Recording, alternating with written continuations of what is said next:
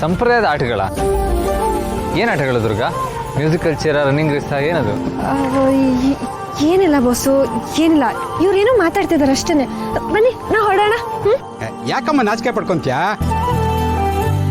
ಗಂಡ ಹೆಂಡತಿ ಹಗ್ಗ ಜಗ್ಗಾಟ, ಕೆಸರುಗದ್ದೆ ಓಟ, ಅದರಲ್ಲಿ ಗೆಲ್ಲೇಬೇಕು ತಾನೆ. ಏನ್ ಹೇಳಿ ಅಂದ್ರೆ ಗೆಲ್ತೀರ ತಾನೆ? ಯಾಕಂದ್ರೆ ನಮ್ಮೂರಿಗೆ ಪ್ರತಿಷ್ಠೆ ಇದು. ಏನೋ ಕೆಸರುಗದ್ದೆ ಓಟನ? ಬಾಸು ಹೇಳಿದ್ನಲ್ಲ, ಏನೋ ಅವ್ರೇನೋ ಹೇಳ್ತಿದ್ದಾರೆ. ಈ ಸುಮ್ಮನೆ ಇವ್ರ ಮಾತು ಕೇಳಿಸ್ಕೊಂಡಿಲ್ಲೇ ನಿಂತಿದ್ರೆ ಆಮೇಲೆ ಅವ್ರು ಇಡೀ ಊರ್ನೆಲ್ಲ ಕರ್ಸ್ಬಿಡ್ತಾರೆ. ನಾನು ಹೇಳ್ತೀನಲ್ವಾ, ಬನ್ನಿ ಬಾಸು ಹೋಗೋಣ. ವೇಟ್ ದುರ್ಗಾ, ಅವ್ರೇನೋ ಹೇಳ್ತಾ ಇದಾರೆ, ನಾನು ಅದ್ರ ಬಗ್ಗೆ ತಿಳ್ಕೋಬೇಕು. ಯಜಮಾನ್ರೆ, ಈ ವಿಷಯದ ಬಗ್ಗೆ ನನಗೊಂದು ಸ್ವಲ್ಪ ವಿವರವಾಗಿ ಹೇಳ್ತೀರಾ? ಈ ಆಚರಣೆ ಅಂದ್ರೇನು, ಅದ್ರಲ್ಲಿ ನಾವಿಬ್ರು ಏನ್ ಮಾಡ್ಬೇಕು? ಹಳೆ ಅಂದ್ರೆ ನಮ್ಮೂರಲ್ಲಿ ಶಿವರಾತ್ರಿ ಅಂದ್ರೆ ಬರೀ ಜಾಗರಣೆ ಮಾತ್ರ ಅಲ್ಲ, ಗಂಡ ಹೆಂಡತಿ ಪರಸ್ಪರ ತಮ್ಮ ಪ್ರೀತಿ ನಂಬಿಕೆನ ಸಾಬೀತುಪಡಿಸೋದಕ್ಕೆ ಕೆಲವು ಆಚರಣೆ ಆಟಗಳನ್ನ ಆಡ್ಲೇಬೇಕಾಗತ್ತೆ. ಹೌದಾ? ಸ್ವಲ್ಪ ಅರ್ಥ ಆಗ್ತದೆ ನಂಗೆ. ಇದ್ರ ಬಗ್ಗೆ ಪೂರ್ತಿಯಾಗಿ ಮಾಹಿತಿ ಕೊಡ್ತೀರಾ?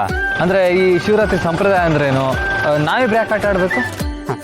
ಯಾಕೆಂದ್ರೆ ಗಂಡ ಹೆಂಡತಿ ಮಧ್ಯೆ ಮೌನ ಮುರಿದು ಅವರಿಬ್ರು ಒಂದಾಗೋದಿಕ್ಕೆ.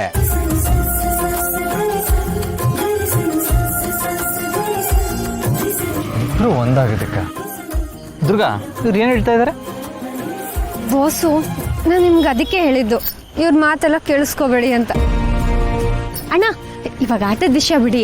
ಅವ್ರು ಈಗ ತಾನೇ ಬಂದಿದಾರಲ್ವಾ, ಸುಸ್ತಾಗಿರುತ್ತೆ ಬೇರೆ. ಇವರು ಸಿಟಿ ಜನ ಅಲ್ವಾ, ಇವ್ರಿಗದೆಲ್ಲ ಅರ್ಥ ಆಗಲ್ಲ. ಪ್ರಯಾಣ ಮಾಡ್ಕೊಂಬಂದು ಸುಸ್ತಾಗಿದ್ದಾರೆ, ಇವ್ರಿಗೆ ಸ್ವಲ್ಪ ರೆಸ್ಟ್ ಬೇಕು.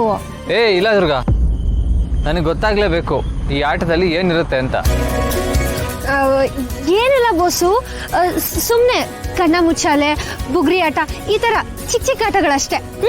ಬನ್ನಿ ನಾ ಹೋಗೋಣ. ಆಯ್ತು ದುರ್ಗಾ.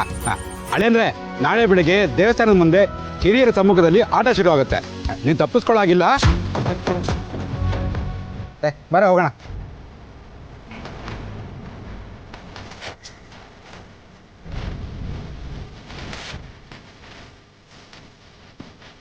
ದಂಪತಿಗಳ ನಡುವೆ ಹೊಂದಾಣಿಕೆ ಆಟನ? ಈ ದುರ್ಗಾ ಯಾಕೆ ಇಷ್ಟೊಂದು ಗಾಬರಿಯಾಗಿ ನನ್ನ ಕರ್ಕೊಂಬಂದ್ಲು?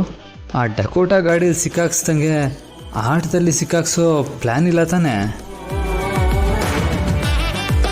ಬಾಸು,